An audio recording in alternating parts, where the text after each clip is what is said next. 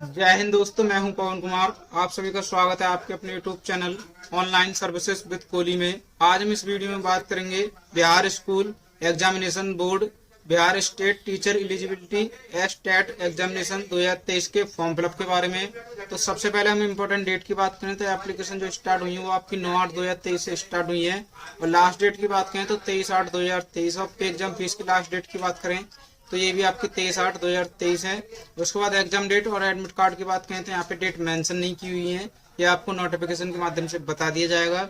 उसके बाद application fees की बात करें तो सिंगल पेपर के लिए जनरल ओबीसी ईडब्ल्यूएस के लिए 960 रुपये है, और SC ST PH के लिए 760 रुपये है।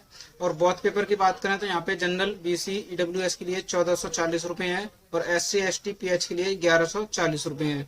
उसके बाद पे की बात करें तो आप debit card, credit card, net banking के माध्यम से आप पेमेंट कर सकते हैं। उसके बाद यहाँ पे एज लिमिट की बात करें तो मिनिमम एज आपकी यहाँ पे 21 ईयर होनी चाहिए, और maximum age 37 year for male के लिए होनी चाहिए, और maximum age 40 year for female के लिए होनी चाहिए। उसके बाद यहाँ पे जब पोस्ट नेम की बात करें तो यहाँ पे पेपर फर्स्ट की बात करें तो आपके पास बैचलर डिग्री होनी चाहिए जो कि 50% मार्क्स के साथ, और B.Ed पास आप होनी चाहिए, या फिर आपके पास master degree in related subject and B.Ed exam pass आप होनी चाहिए, या फिर आपके पास bachelor degree, master degree with minimum 45% marks आपके पास होने चाहिए, और उसके साथ B.Ed भी आपके पास होनी चाहिए। या फिर उसके अलावा आपके पास 4 ईयर का कोर्स BA B.Ed या फिर BSc एड एग्जाम पास आप होनी चाहिए, तो आप इसके लिए फर्स्ट पेपर के लिए अप्लाई कर सकते हैं। उसके बाद सेकंड पेपर की बात करें तो यहाँ पे आपके पास master degree in related subject with 50% marks and B.Ed pass, या फिर BA B.Ed या फिर आपके पास BSc B.Ed पास आप होनी चाहिए। उसके अलावा आपके पास master degree with minimum 45% marks as पर NCTE नॉर्म विद B.Ed आपके पास होना चाहिए, या फिर आपके पास master degree with 45% marks and 3 year B.Ed M.Ed course आपके पास होना चाहिए, तो आप सेकंड पेपर के लिए अप्लाई कर सकते हैं। उसके बाद फिर यहाँ पे आपके डॉक्यूमेंट रिक्वायर्ड, तो दोस्तों यहाँ पे डॉक्यूमेंट रिक्वायर्ड के लिए passport photograph, signature, scan copy required में आपके पास 10th की मार्कशीट सर्टिफिकेट होना चाहिए, इंटरमीडिएट का सर्टिफिकेट एंड मार्कशीट होना चाहिए, बैचलर डिग्री का सर्टिफिकेट मार्कशीट होना चाहिए, और यहाँ पे मास्टर डिग्री का भी सर्टिफिकेट एंड मार्कशीट आपके पास होनी चाहिए। उसके बाद B.Ed की यहाँ पे मार्कशीट एंड सर्टिफिकेट आपके पास होना चाहिए। उसके बाद अदर एजुकेशन सर्टिफिकेट है तो आप अप्लाई करेंगे।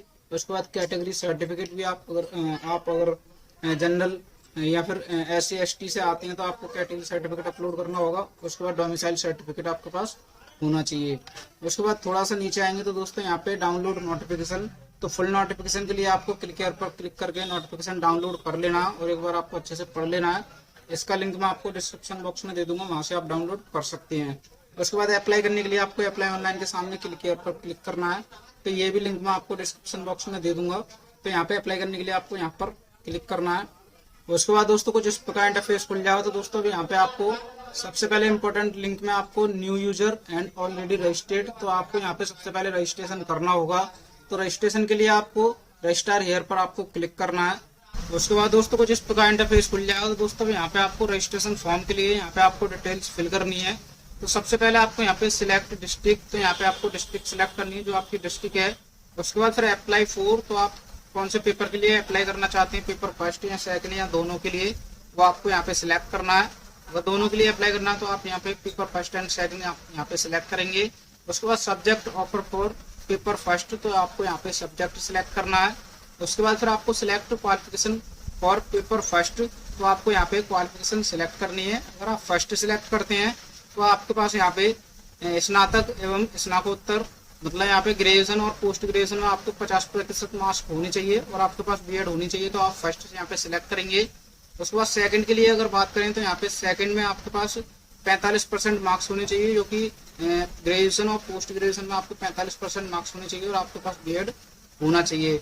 उसके बाद दोस्तों अगर थर्ड की बात करें तो आपके पास यहाँ पे 4 वर्ष का उपाधि है, यहाँ पे BA B.Ed होना चाहिए और BSc एड होना चाहिए, तो आप ये सिलेक्ट करेंगे। अगर आपके पास सिर्फ ग्रेजुएशन में 50% मार्क्स हैं और आपके पास B.Ed किया हुआ है तो आप यहाँ पे फर्स्ट सिलेक्ट करेंगे। उसके बाद फिर आपको subject offer for paper second, तो यहाँ पे भी आपको लैंग्वेज सब्जेक्ट जो है वो आपको सब्जेक्ट सिलेक्ट करना है। उसके बाद फिर आपको select qualification for paper second, तो यहाँ पे आपको दोबारा से क्वालिफिकेशन सिलेक्ट करनी है। तो दोस्तों यहाँ पे जो मैंने बताया है भाई, यहाँ पे स्टेप है ये 3। अगर आपके पास 50% मार्क्स हैं ग्रेजुएशन और पोस्ट ग्रेजुएशन में तो आप ये सिलेक्ट करेंगे, और आपके पास बीएड है तो आप फर्स्ट सिलेक्ट करेंगे। अगर आपके पास 45% मार्क्स हैं तो आप यहाँ पे सेकंड वाला ऑप्शन सिलेक्ट करेंगे, अगर आपने बीएड किया हुआ है साथ में। उसके बाद अगर आप तीसरे ऑप्शन की बात करें तो आपको यहाँ पे 50% मार्क्स स्नातकोत्तर मतलब पोस्ट ग्रेजुएशन में होना चाहिए, और आपके पास बीएड या फिर बीएससी एड अगर है तो आप तीसरा वाला ऑप्शन सेलेक्ट करेंगे। उसके बाद चौथे की बात करें तो यहाँ पे आपके पास न्यूनतम 50% मार्क्स होने चाहिए और समकक्ष ग्रेड के साथ विषय में स्नातकोत्तर। तो जो आपका जो विषय आप सिलेक्ट कर रहे हैं उसमें आपका पोस्ट ग्रेजुएशन जो कि 3 वर्षीय एकीकृत बीएड के साथ या फिर एमएड के साथ होना चाहिए, तो आप ये सिलेक्ट कर सकते हैं। अगर आपने ग्रेजुएशन किया हुआ है और बीएड किया हुआ है, 50% मार्क्स हैं आपके, तो आप फर्स्ट ही यहाँ पे दोबारा से सिलेक्ट कर लेंगे। तो उसके बाद फिर कैंडिडेट नेम, तो आपको यहाँ पे फुल नेम फिल करना है। उसके बाद यहाँ पे आपको मदर्स नेम आपको यहाँ पे फिल करना है।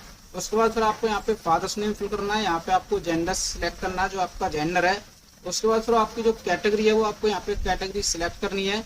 उसके बाद डिफरेंटली एबल, अगर आप डिफरेंटली हैं तो आप इनमें से सिलेक्ट करेंगे, नहीं है तो आप ऊपर क्लिक करेंगे। उसके बाद फिर आपको यहाँ पे मोबाइल नंबर फिल करना है जो आप रजिस्टर्ड करना चाहते हैं। उसके बाद ईमेल एड्रेस, तो जो आप ईमेल एड्रेस रजिस्टर्ड करना चाहते हैं वो आप यहाँ पे फिल करेंगे। उसके बाद अगर आप एक्स सर्विसमैन हैं तो यहाँ पे यस करेंगे और डिटेल्स फिल करेंगे, अगर नहीं है तो आप ऊपर क्लिक करेंगे। उसके बाद फिर आपको यहाँ पे डेट ऑफ बर्थ सिलेक्ट करनी है, जो आपकी डेट ऑफ बर्थ है। उसके बाद फिर आपको यहाँ पे डिक्लेरेशन है, ये डिक्लेरेशन पर आपको यहाँ पर क्लिक करना है। उसके बाद रजिस्टर पर क्लिक करना है। तो दोस्तों dear candidate you have successfully registered, तो दोस्तों आपका रजिस्ट्रेशन जो वो सक्सेसफुल हो चुका है, और यहाँ पे आपको रजिस्ट्रेशन नंबर भी शो हो जाएगा। Your password and OTP has been sent your registered mobile number. तो दोस्तों ये आपके मोबाइल नंबर पर भी आपको रिसीव कर दिया गया है, जो कि पासवर्ड ओटीपी आपको सेंड कर दिया गया है। तो अब यहाँ पे आपको ओके पर क्लिक करना है। उसके बाद दोस्तों अब आपको लॉगिन करना होगा, तो लॉगिन करने के लिए आपको लॉगिन पर क्लिक करना है। उसके बाद फिर कुछ इस प्रकार इंटरफेस खुल जाओ, तो आपके पास जो मोबाइल नंबर है, जो आपने मोबाइल नंबर रजिस्टर्ड किया है, वो आपको यहाँ पे मोबाइल नंबर फिल करना है। उसके बाद जो आपके मोबाइल नंबर पर जो ओटीपी और पासवर्ड जो आपको रिसीव हुआ है वो पासवर्ड आपको यहाँ पे फिल करना है। उसके बाद लॉगिन पर क्लिक करना। उसके बाद दोस्तों कुछ इस प्रकार इंटरफेस खुल जाओ, तब यहाँ पे आपको दोस्तों रजिस्ट्रेशन जो वो आपका कंप्लीट हो चुका है। अब यहाँ पे आपको ये 4 स्टेप है, payment, upload document, fill, edit और व्यू फॉर्म। तो दोस्तों यहाँ पे सबसे पहले आपको यहाँ पे पेमेंट करना होगा। तो पेमेंट के लिए आप जो भी जिससे भी पेमेंट करना चाहते हैं, जैसे एचडीएफसी बैंक, एक्सिस बैंक या इंडियन बैंक, तो आप इनमें से सिलेक्ट करेंगे। जैसे अगर आप एचडीएफसी बैंक से करना चाहते हैं तो आप ये सिलेक्ट करेंगे, इस पर क्लिक करेंगे। उसके बाद कुछ इस प्रकार इंटरफेस खुल जाओ, तब यहाँ पे आपको चेकआउट पर क्लिक करना है। उसके बाद कुछ इस प्रकार इंटरफेस खुल जाओ, तब यहाँ पे आपको पे विथ, तो आप जिससे भी पे करना चाहते हैं वो आप अपने हिसाब से यहाँ पे जो ऑप्शंस हैं वो आप सिलेक्ट करेंगे। जैसे अगर आप एनईएफटी या नेट बैंकिंग से आप पे करना चाहते हैं तो नेट बैंकिंग सिलेक्ट करेंगे। उसके बाद पे थ्रू, तो यहाँ पे किससे पे करना चाहते हैं वो यहाँ पे आपको बैंक नेम सिलेक्ट करना होगा। उसके बाद फिर आपको कंफर्म पेमेंट पर क्लिक करना होगा। जैसे आपका ये पेमेंट सक्सेसफुल हो जाएगा तो ये स्टेप भी आपका कंप्लीटेड हो जाएगा। उसके बाद दोस्तों पेमेंट सक्सेसफुल होने के बाद फिर से आपका ये इंटरफेस खुल जाएगा, तो फिर आपको यहाँ पे डॉक्यूमेंट अपलोड करने हैं। तो डॉक्यूमेंट के लिए दोस्तों मैं ऑलरेडी आपको बता चुका हूँ कि कौन कौन से डॉक्यूमेंट आपको अपलोड करने हैं। उसके बाद फिर फिल या एडिट, अगर आप फिर उसके बाद फिर आपको यहाँ पे सारी डिटेल आपको चेक करनी होंगी। अगर आपकी कोई भी डिटेल गलत है तो आप यहाँ पे फिल एडिट पर क्लिक करके आप एडिट कर सकते हैं। उसके बाद अगर आपकी कोई भी डिटेल गलत नहीं है तो आपको यहाँ पर क्लिक करने के बाद कंफर्म करना होगा, और उसके बाद व्यू फॉर्म पर क्लिक करना होगा। व्यू फॉर्म पर क्लिक करने के बाद फिर आपको फाइनल प्रिंट आउट अपना सेव करके अपने पास रख लेना है। उसके बाद दोस्तों अगर आपकी कोई क्वेरी है, अगर आपका कोई क्वेश्चन है तो आप कमेंट बॉक्स में कमेंट करके पूछ सकते हैं। वीडियो अच्छी लगी तो वीडियो को लाइक करें, शेयर करें, चैनल को सब्सक्राइब करें। धन्यवाद।